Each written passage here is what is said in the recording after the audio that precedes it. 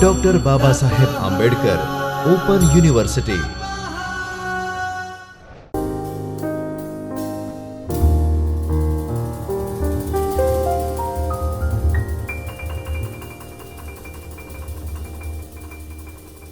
Namaste students. Welcome to Dr. Babasaheb Ambedkar Open University video lecture series. I am Dr. DIPAL PANDYA, Assistant Professor in English in School of Humanities and Social Sciences. In this video lecture, we are going to talk about Introduction to Literature. So friends, what is called literature? So literature, according to R.J. Rees, literature is writing which expresses and communicates thoughts, feelings and attitude towards life. So when we want to talk about the feelings, the attitude and our thoughts related to life, we always often use literature. Now let's find out literature in detail. Literature, a body of written works. So we can say anything that is written can be called literature, whether it's a newspaper or a travel brochure or the novel that you have been reading, everything will be called literature. The name has traditionally been applied to those imaginative works of poetry and prose distinguished by the intentions of their authors and the perceived aesthetic excellence of their execution. Literature may be classified according to a variety of systems, including language, national origin, historical period, genre, and subject matter. So these are the different facts which are useful in literature. So language is included in literature, national origin also used in literature, historical background, genre and subject matters are the important parts of literature. Why do we study literature? This is the question that I am sure that you often ask yourself, because there are many practical and scientific subjects we come across like maths and biology, psychology, physics, chemistry. Then why do we have to study literature? So these are the reasons why do we have to study literature. The first one is to understand the culture, tradition, society, political scenario, history of any particular country or region. Suppose you live here in your city and you want to know certain things about certain country or the region and you are somehow not able to go there. Now what will you do? You will read the literature of that country or the region to understand the culture, tradition, society and what is the political background of that place and the history also, to get the idea of the people, their beliefs, philosophies, rituals and experiences. Every place has different experiences. The people have different beliefs. They have different philosophies, stories, rituals and mythology. If you want to know all these things, you have to study literature of that particular place, to strengthen the language skills and vocabulary. Of course, when you read a lot, your language skills will get strengthened and your vocabulary will be increased. To explore ethical complexities. And the last one is to build the critical thinking skills. Which are the different types and genres of literature? That is also very important to know. The first one and the oldest one is pictorial. So the pictures, you might find the cave paintings and the different types of painting on the walls, and that is also kind of literature because those also expresses the thoughts and the emotions of the painter. Then the second one was oral tradition. In oral tradition, one generation will pass on the story or the poem or the related incidences to the next generation. The next generation later would pass the same story and everything to the next, and so on and so forth. So that would be called the oral tradition. Pictorial and oral traditions were there when the written language was not found, when the scripts and the writing skill was not found. And the third one is, of course, written documents. The 5 main genres of literature. The first one is fiction, then non-fiction, drama, poetry, and folktale. Now friends, we have to understand that drama, poetry and folktale can also be the part of fiction. But here in this lecture, we will learn them separately. Characteristics of literature. It is a product of a creative imagination. So imagination is very important for creating literature. It communicates experiences, thoughts, ideas and information. As we have already discussed earlier, that the literature communicates experiences, thoughts, ideas and information. It is a life-changing experience. You might come across some greatest piece of literature which can change your life, which can change your thinking. It is a mirror to the contemporary society. Every time of the society in the history, there were certain incidents happened which left the impact on its literature. For example, when partition took place between India and Pakistan, the literature was written on partition, which called partition literature. The same way, every time has its own challenges and the incidents which took place, and they are generally noted down or they are documented in literature. So we call literature as the mirror of the contemporary society. It requires some craftsmanship and knowledge. Not everybody can produce great literature. It requires craftsmanship, it requires writing skills and also knowledge. It helps to strengthen the language. So when you read more, your language is going to get improved. Prose. Prose is ordinary language that follows regular grammatical conventions and does not contain a formal metrical structure. So prose is different from poetry, as poetry is divided into stanzas and it follows a kind of metrical structure, whereas prose has paragraphs which are simply written in a regular grammatical conventions. Prose can also be either fiction or non-fiction. It can be poetic.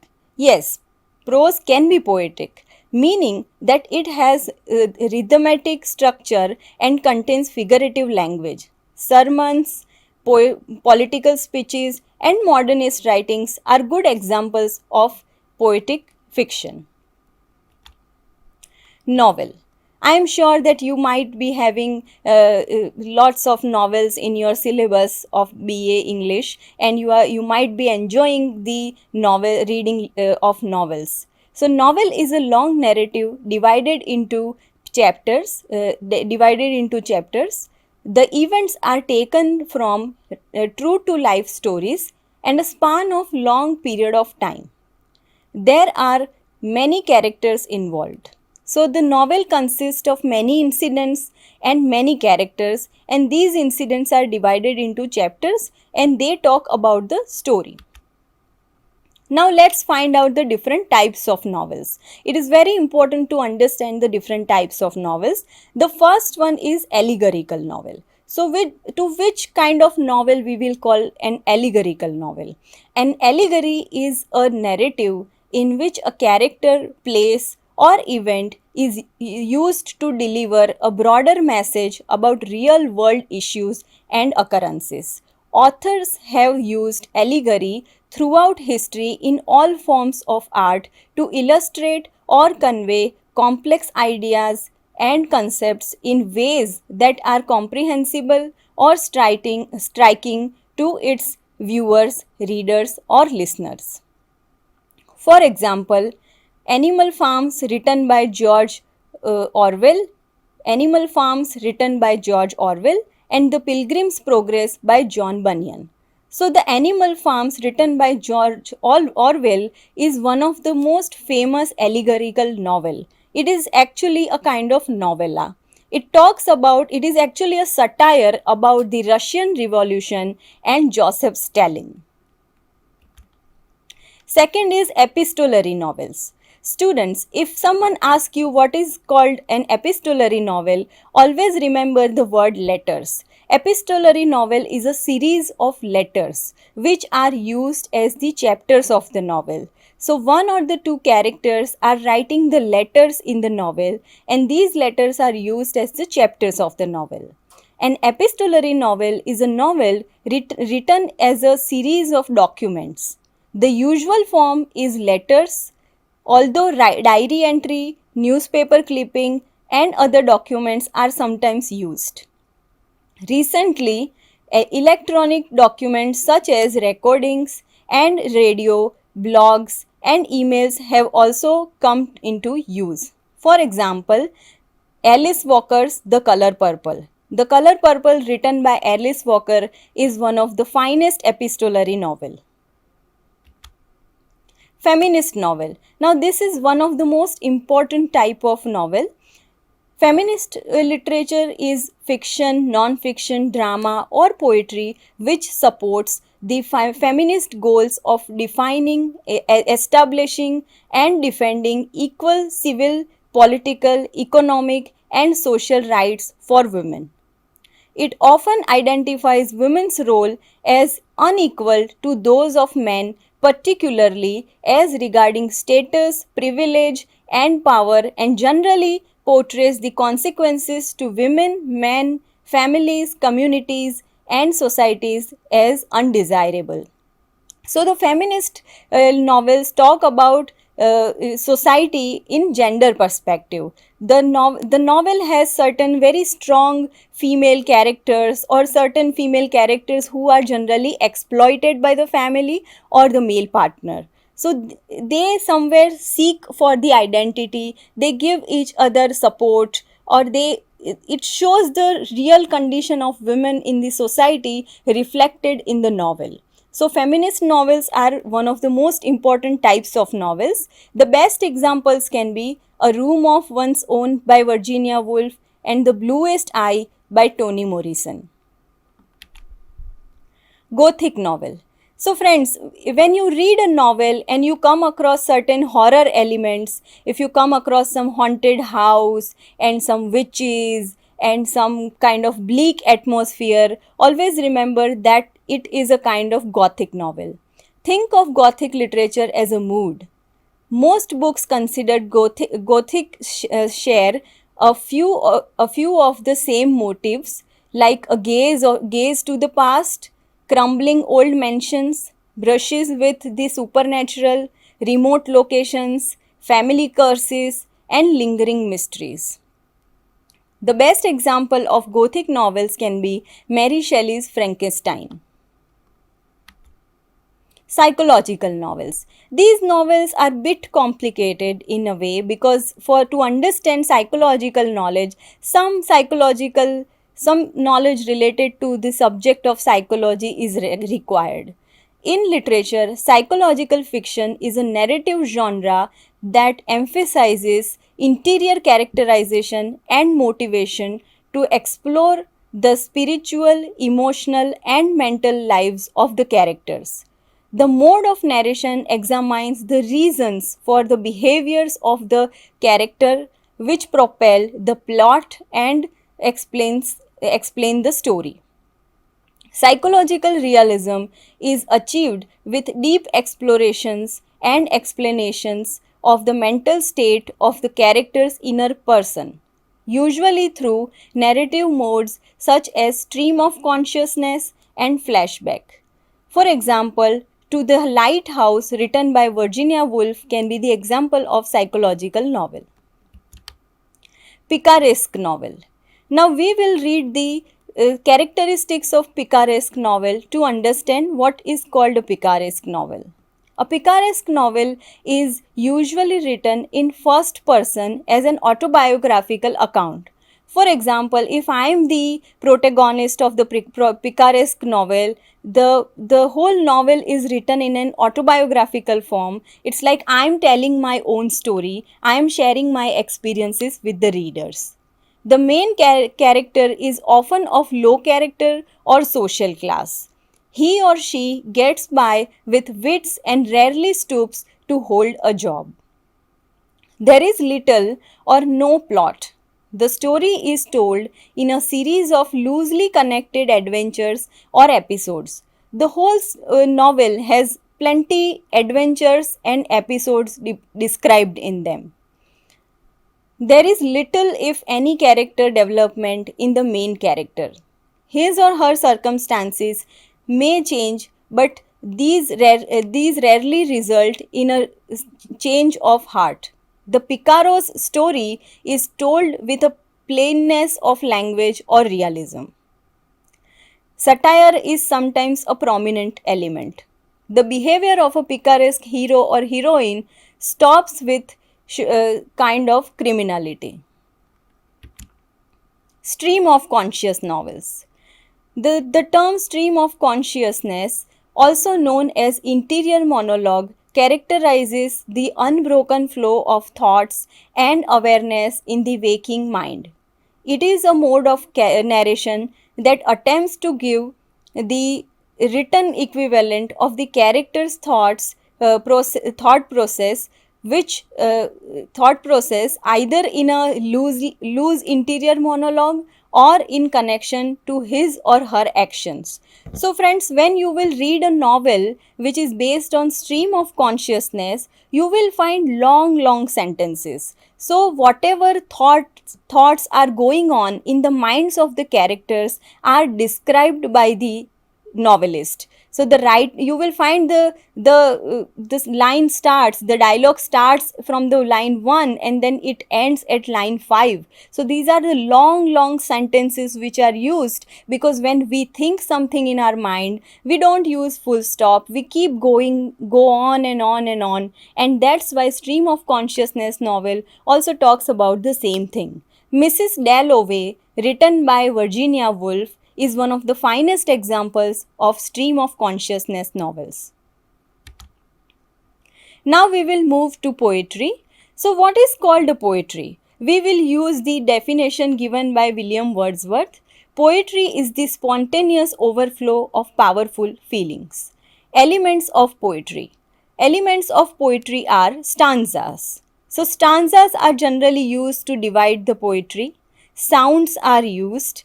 Rhythms are used, figures of speech and meters are used. Now let's go for the different types of poetry. First is lyrical poetry. Lyrical poetry falls into 3 categories. The first one is elegy. We will understand this with the examples. The first one is elegy. In memory of W.B. Yeats, written by W.H. Auden, can be the example of elegy. Then ode, Percy Bysshe Shelley's Ode to the West Wind. And the third one is sonnet. Sonnet is a kind of lyrical poetry written in 14 lines, and the best example can be Death Be Not Proud by John Donne. Narrative poetry. There are 2 types of narrative poetry. First one is epic, and the examples can be Beowulf, Paradise Lost, and the Indian examples can be the Mahabharata and the Ramayana. They are called the narrative epics. Second one is ballads. Ballads were generally belong to the oral tradition, but later they were also, the poets also started writing them. John Keats' La Belle Dame Sans Merci, Thomas Hardy's During Wind and Rain, and Edgar Allan Poe's Annabel Lee are the examples of ballads. Drama. Drama is to perform on stage. So you might have come across many dramas, you might have watched many dramas live, and they include dialogues, stage settings, costume, makeup, and actions. And drama can be divided majorly into 2 parts. We will understand them by the examples of Shakespeare. So Shakespeare's Midsummer Night's Dream and As You Like It can be the examples of comedy drama. King Lear, Macbeth, and Hamlet can be the examples of tragedy drama. Characteristics of drama. A drama is a piece of writing which is artistically presented with dialogues. A drama is attractive, impactful, and real as it represents characters along with a natural and credible aspects. It is very similar to a short story as it also comprises characters, plots, settings, as well as symbolism. non-fiction. As fiction is a part of literature, non-fiction is also one of the most important parts of literature, and we also need to understand it when we understand literature. First one is biography, then autobiography, periodicals, magazines, newspapers, journals published on regular basis, reference materials such as dictionary, thesaurus, encyclopedia, thesis, dissertation, and essays. Biography and autobiography. So, what is the difference between biography and autobiography? If someone asks you, you can give this example. Like, if I write my own life story, like for example, I was born here, I was born there, and then I brought up at some place, and these are the different incidents happened in my life. I faced certain unsuccessful events, and I faced certain successful events. These are the people who came in my life. So when I talk this kind of my life story, it will be called autobiography. So when I write my own story, my own life story, it will be called autobiography. Now, when someone else tells my story, for example, my friend or my colleague or someone else takes my interview or observes my life, and then he or she writes down my life story, that would be called biography. So, autobiography is a life story of yourself written by you, whereas the biography is a life story of you written by someone else. So there are three primary formats to tell a creative non-fiction story: memoir, autobiography, and biography. Each has its own distinct characteristics, so it's important to understand the differences between them to ensure you are writing within the correct scope. So it is very important to understand the difference between these two to write in a correct scope. Periodicals. A periodical is a publication that issues articles, etc. periodically throughout the year, hence the name. You may be most familiar with periodicals like magazines, newspapers, and journals. Journals are often issued monthly but might be published only a few times per year. Magazines are often published weekly or monthly, while newspaper usually go to press daily. So you get the newspaper every day. Three types of periodicals. The three types of periodicals are popular, which include newspaper and magazines of general interest. So popular periodicals generally are newspapers and magazines which consist general interest, like every person can be interested in them. Second is trade publications. Trade publications are which appeal to a smaller, more specific audience. So businessmen and business people or those who are somewhere related to marketing can be interested in trade publications. And the last one is scholarly. These scholarly periodicals are generally for researchers and scholars who are doing MPhil and PhD and other research related projects. So scholarly, which may be of limited interest to the general public, with articles written by scholars or researchers. So not everybody will be interested in research related periodicals, only the specific audience will be interested in them. Thesis and dissertation. Now friends, most of us sometimes make mistake and we think that thesis and dissertation both are same. They are the similar, but that is not true. Thesis and dissertation both are completely different from each other. Of course, they both are long essays based on research. However, there is a difference. The main difference between a thesis and a dissertation is when they are completed. The thesis is a project that marks the end of a master's program, while the dissertation occurs during doctoral study. The two are equally quite different in their purpose as well. A thesis is a compilation of research that proves you are knowledgeable about the information learned throughout your graduation program. Essay. We all have written essay in our school, and I'm sure that you might be writing essay in examination these days also. So we will understand what is called essay and what are the different types of essays now. An essay is generally a piece of writing that gives the author's own argument, but the definition is vague, overlapping with those of letter, a paper, an article, a pamphlet, and a short story. Essays have traditionally been subclassified as formal essays and informal essays. These are the four types of essays: expository essays, descriptive essays, narrative essays, and argumentative essays. And we have also added the fifth one, and that is called persuasive essay. First one is expository essay.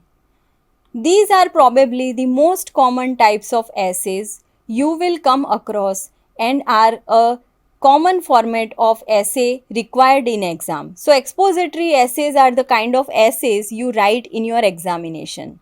If you are writing an expository essay, you will find yourself digging into a theme or topic and then coming up with an idea. You will also be analyzing evidence and then structuring an exposition, hence the name, about the idea.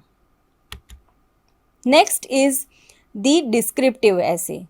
As the name suggests, this essay is all about the language, adjectives, similes, and metaphors.